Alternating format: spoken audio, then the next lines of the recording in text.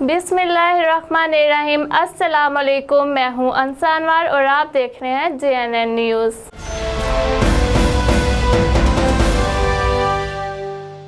खानपुर में tree day मुहिम का आगाज कर दिया गया। PTI के क्रिकेट होल्डर शेख अब्दुल माजिद ने पौधा लगाकर इफ्तिताह किया। मज़ीद तफसीलात जानते हैं हफ्सा अली अशरफ से। मुल्क भर की तरह खानपुर में भी ट्री डे मुहिम का आगाज कर दिया गया है। मुहिम का इफ्तिताह पाकिस्तान तहरीक इंसाफ के टिकट होल्डर सेठ अब्दुल माजिद ने AC ऑफिस में पौधा लगाकर किया। असिस्टेंट कमिश्नर मलिक फारूक अहमद ने भी पौधा लगाया।